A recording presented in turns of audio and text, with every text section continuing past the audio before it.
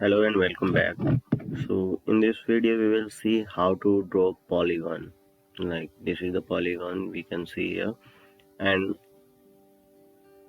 select this polygon, then select the plane, and the plane is selected now, and then we need to draw the polygon here.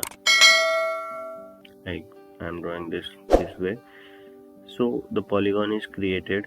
Now in polygon we can see here that we can give it the number of sides, like 5 sides or 8 sides or any number of sides. So we will give it 6 sides. It will be a 6-side polygon, not 86. It's a 6-side polygon. And now I am showing you here how to make it a for construction line. Like if you click on the for construction, it will be converted into a dotted line, and if you untick the for construction option, then it will be converted into a continuous line. Now here you can see that inscribed circle and circumscribed circle. So once you will click on the circumscribed circle, the circle will come outside of the polygon, and once you will click on the inscribed circle, the circle will come inside the polygon. So this option is used to make a inscribed or circumscribed circle with the polygon.